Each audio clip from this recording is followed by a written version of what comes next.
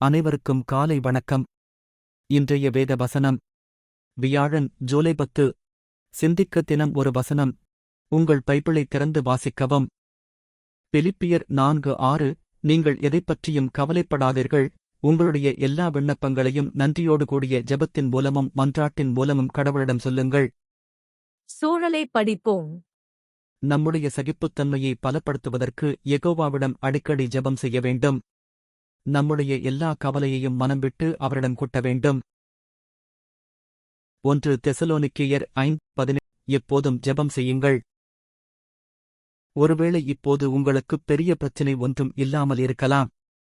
இருந்தாலும் எப்போதெல்லாம் நீங்கள் கவலையாக இருக்கிறீர்களோ, குழப்பத்தில் இருக்கிறீர்களோ, வழி தெரியாமல் தவிக்கிறீர்களோ, அப்போதெல்லாம் யெகோவாவிடம் உதவி கேட்டு வேண்டுகிறீர்களா? தினம் தினம் வருகிற பிரச்சினைகளைச் சமாளிக்க யெகோவாவிடம் தவறாமல் உதவி கேளுங்கள். அப்போதுதான் பெரிய பெரிய பிரச்சினைகள் வரும்போது நீங்கள் அவரிடம் உதவி கேட்கத் தயங்க மாட்டீர்கள். இப்படியெல்லாம் நீங்கள் செய்தால் கடவுள் மேல் உங்களுக்கு முழு நம்பிக்கை வரும். உங்களுக்கு எப்படி உதவி செய்ய வேண்டும், சரியாக எந்த நேரத்தில் அதைச் செய்ய வேண்டும் என்பதெல்லாம் கடவுளுக்குத் தெரியும் என்று உறுதியாக நம்புவீர்கள்.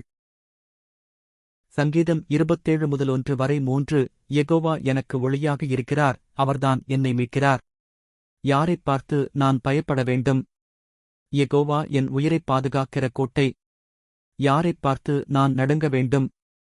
3 ஒரு படையே வந்து என்னைச் சூழ்ந்து கொண்டாலும் என் நெஞ்சம் பயப்படாது. எனக்கு எதிராகப் போரே மூண்டாலும் நான் நம்பிக்கையோடு இருப்பேன். இப்போது வருகிற பிரச்சினைகளைச் சகித்து யெகோவாவுக்கு உண்மையோடு இருந்தால் மிகுந்த உபத்திரவம் சமயத்தில் வருகிற பிரச்சினைகளையும் பெரும்பாலும் சகித்திருக்க முடியும். ரோமர் 5:3. அது மட்டுமல்ல, உபத்திரவங்களிலும் சந்தோஷப்படலாம். இப்படிச் சொல்வதற்கு ஒரு காரணம் இருக்கிறது. ஒவ்வொரு முறையும் ஒரு பிரச்சினையைச் சகித்திருக்கும் போது அடுத்து வரும் பிரச்சினையைச் சகித்திருக்க தேவையான பலம் கிடைக்கிறது. நிறைய சகோதர சகோதரிகள் அதைத்தான் சொல்கிறார்கள். யெகோவாவுடைய உதவியோடு பிரச்சினையைச் சகித்திருக்கும் போது தங்களுக்கு உதவி செய்ய அவர் தயாராக இருக்கிறார் என்ற விசுவாசம் அவர்களுக்கு அதிகமாகியிருக்கிறது. அந்த விசுவாசம் அடுத்து வருகிற சோதனையைச் சகிக்க அவர்களுக்கு உதவி செய்ததாக சொல்கிறார்கள்.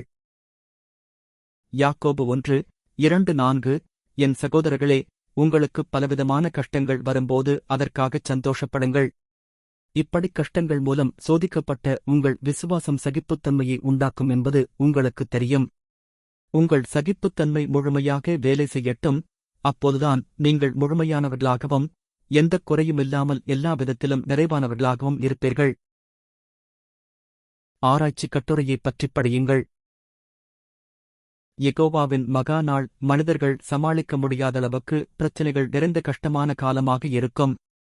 யெகோவாவுடைய மக்களுக்கும் கஷ்டங்கள் வரும்.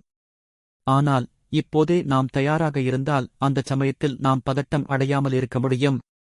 மற்றவர்களுக்கும் உதவி செய்ய முடியும். என்ன பிரச்சினைகள் வந்தாலும் அதையெல்லாம் நாம் சகித்திருப்போம்.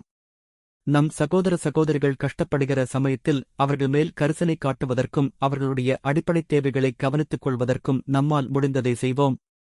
நம் சகோதர சகோதரிகள் மேல் இப்போதே அன்பு காட்ட கற்றுக்கொண்டதால் எதிர்காலத்திலும் அவர்கள் மேல் அன்பு காட்டுவோம். இப்படியெல்லாம் செய்தால் புதிய உலகத்தில் என்றென்றும் வாழும் வாழ்க்கையை யெகோவா நமக்குப் பரிசாகக் கொடுப்பார்.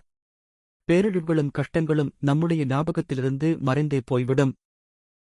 இன்றைய தின வசனத்தை என்னுடன் சேர்ந்து நீங்கள் படித்ததில் நான் மகிழ்ச்சியடைகிறேன். உங்களுக்கு நல்ல நாள் அமைய வாழ்த்துக்கள்.